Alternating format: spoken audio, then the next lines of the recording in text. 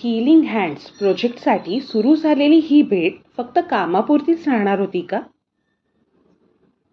नमस्कार, मी यशश्री. माझ्या मनातले भावरंग या यूट्यूब चॅनलवर तुमचे खूप खूप स्वागत. आज आपण डील ऑफ लव्ह या कथेचा 5वा भाग ऐकणार आहोत. इरा त्या चेहऱ्याला शक्य तेवढा बाजूला सारायचा प्रयत्न करत होती, पण ते काही शक्य होत नव्हते. असे का याच विचारात ती होती. थोडा ब्रेक म्हणून ती कॉफी प्यायला कॅफेटेरियामध्ये गेली. कॉफी पीत पीत ती खिडकीच्या बाहेर बघत होती. तरी अर्णव देशमुखचा चेहरा काही तिच्या नजरेसमोरून जाता जात नव्हता. असे का याचे कारण तिच्याकडे देखील नव्हते. कधी कधी काही भेटी इतक्या साध्या असतात की त्यांचा अर्थ आपण नंतर समजतो, आणि कदाचित इराच्या आयुष्यातही असाच एक अर्थ हळूहळू आकार घेत होता. आता पुढे. इरा संध्याकाळी तिचा लॅपटॉप बंद करण्यापूर्वी तिचा मेलबॉक्स चेक करत होती. त्यात तिच्या नजरेस एक मेल पडला. मेल मिस्टर राघव यांनी पाठवला होता. मेलमध्ये लिहिले होते, healing hands second discussion tomorrow at 11 AM. ती काही क्षण त्या मेलकडेच पाहत राहिली. तिच्या मनात प्रश्नच प्रश्न. दुसरी मीटिंग लगेच उद्याच? काय बोलायचं असेल नक्की?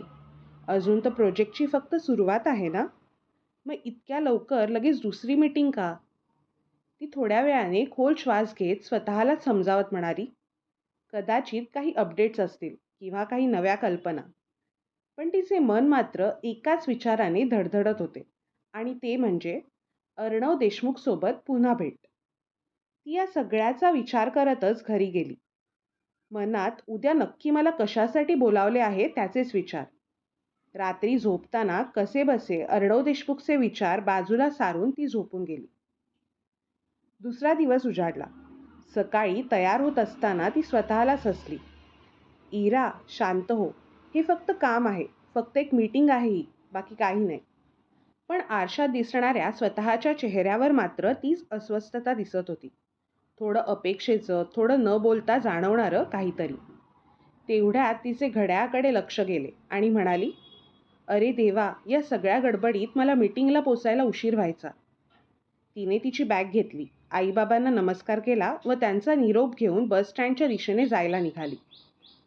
थोडा वेळ वाट पाहिल्यावर तिला बस मिळाली. रस्त्यातील प्रत्येक सिग्नलवर तिच्या नजरेसमोर अर्णवचा तो शांत, गूढ चेहरा चमकत होता. ती स्वतःलाच म्हणाली, काय विचित्र आहे ना हे सगळं. एका मीटिंग नंतरही मन असं गुंतून राहावं. आणि प्राची म्हणते त्याप्रमाणे खरंच अर्णव सर लाखो दिलो की धडकन आहेत का? थोड्याच वेळात परत ती स्वतःच्याच प्रश्नाला उत्तर देत म्हणाली, जाऊ देत, मला काय त्याचं, आपण बरं आणि आपलं काम बरं. हे सर्व विचार करत असतानाच ती बसने देशमुख ग्रुप ऑफ हॉस्पिटलच्या जवळच्या बसस्टॉपवर जाऊन पोहोचली. तिथून थोड्याच वेळात चालत ती देशमुख ग्रुपच्या भव्य इमारतीच्या येथे जाऊन पोहोचली. रिसेप्शनिस्टशी बोलून ती अर्णव देशमुख यांच्या केबिनकडे जाण्यासाठी म्हणून लिफ्टमध्ये चढली. पण तिच्या मनात मात्र सतत विचारांचा गोंधळ चालूच होता. काय माहिती अर्णव सर आज कसे वागतील, कालसारखे गंभीर की थोडे मोकळे. लिफ्टचं दार उघडलं. राघवच्या केबिनमध्ये तिने विचारणा केल्यावर त्याने अर्णव सर आले असल्याचे तिला सांगितले. तिची पावले आज अर्णवच्या केबिनच्या दिशेने वळली, पण तिच्या मनात मात्र धाकधूक होत होती. तिने थरथरत्या हातांनी केबिनचे दार ठोठावले व विचारले, may I come in? Come in. आतून ठाम आवाज तिच्या कानावर पडला. इराने केबिनचे दार उघडून आत पाऊल टाकलं. अर्णव खिडकीजवळ उभे असलेले तिला दिसले. त्यांच्या हातात फाईल होती. तिच्या येण्याचा हलकासा आवाज ऐकून त्यांनी मागे वळून पाहिलं. क्षणभर दोघांचे डोळे एकमेकांना भिडले. अर्णवच्या डोळ्यात एक अनोखी स्थिरता होती आणि इराच्या डोळ्यात एक गोंधळलेली शांती. गुड मॉर्निंग सर, तिने हळू आवाजात म्हटलं. Arnav, good morning doctor Ira, please have a seat. ती त्याच्या समोरील खुर्ची ओढून घेऊन त्यावर बसली. काही क्षण दोघेही शांत होते. मग अर्णवच शांततेचा भंग करत म्हणाला, सो डॉक्टर इरा, आज आपण हीलिंग हँड्सच्या पहिल्या टप्प्यावर चर्चा करू. तुम्ही जे काल इनिशियल आयडियाज दिले होते ते मला आवडलेत. इराच्या चेहऱ्यावर हे ऐकल्यावर हलकं समाधान आलं. इरा, थँक्यू सर. मी त्यात काही नवीन प्रपोजल्स पण जोडलेत. तुम्ही पाहू शकता.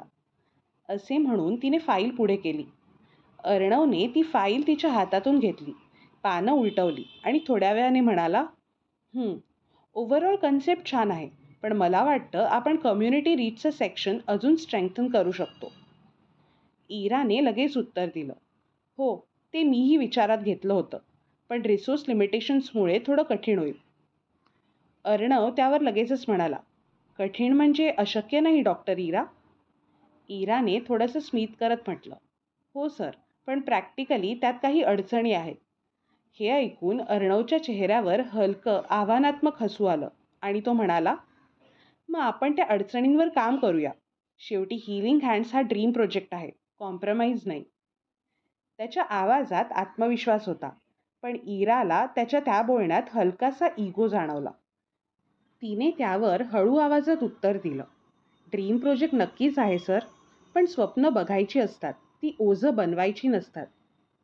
क्षणभर अर्णव तिच्याकडे एकटक पाहत राहिला.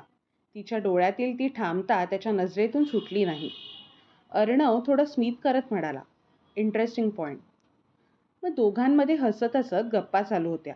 एक असं वातावरण निर्माण झालं होतं जिथे ते दोघंही प्रोफेशनल राहायचा प्रयत्न करत होते, पण काहीतरी अनामिक जाणवत होतं. इरा फाईलमध्ये दिलेल्या सगळ्या गोष्टी अर्णवला समजावून सांगत होती. तेव्हा कधीकधी त्यांचे हात एकाच वेळी टेबलावरील फाईलवर येत आणि मग एकमेकांच्या हाताचा स्पर्श झाल्यावर विजेचा झटका लागल्यासारखे दोघेही ते मागे घेत. अर्णवने दोघांसाठी कॉफी ऑर्डर केली. कॉफी पीत असताना तो तिला म्हणाला, डॉक्टर इरा, कॉफी गरम आहे. इरा, हो सर, डोंट वरी, मी माझी जीभ भाजून नाही घेणार.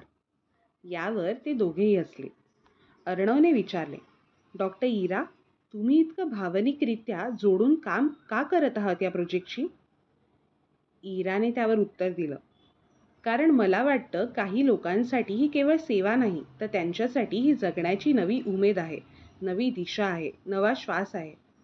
अर्णवने थोडीशी मान हलवली आणि म्हणाला, पण काही वेळा आपण आपला प्रोफेशनल ॲप्रोच देखील लक्षात ठेवायला हवा. इरा, हो, नक्कीच लक्षात ठेवायला हवा, पण जिथे वेळ मदत करण्याची येते तिथे तरी हा ॲप्रोच आपण नक्कीच बाजूला ठेवायला हवा. दोघांचे बोलणे काही वेळ असेच चालू राहिले. त्यात मुद्दे होते, मतभेद होते, सहमती होती आणि सोबत होती ती मध्येच जाणवणारी अनामिक शांतता. मीटिंग संपता संपता अर्णव म्हणाला, okay doctor Ira, good discussion. Let's finalize the next step by Monday.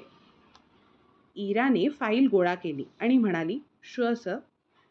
इरा उठली आणि दाराकडे वळली. तेवढ्यात अर्णवचा आवाज पुन्हा आला, डॉक्टर इरा, वन थिंग. ती त्याच्या दिशेने वळली. अर्णव, तुमचा दृष्टिकोन खूप वेगळा आहे. Maybe that is exactly what this project needed. इराच्या चेहऱ्यावर आश्चर्य उमटले व तिचे गाल थोडे लाल झाले. Ira, thank you sir. ती फक्त एवढंच म्हणाली आणि निघून गेली. हीलिंग हँड्स हा प्रोजेक्ट अर्णव आणि इरा यांना एकमेकांच्या जवळ आणेल का? त्या दोघांमध्ये काही गैरसमज तर होणार नाहीत ना? नक्की कसे असेल त्या दोघांमधील नाते? जाणून घ्यायचे असेल तर कथेचा पुढचा भाग नक्की ऐका. तुमचीच यशस्वी.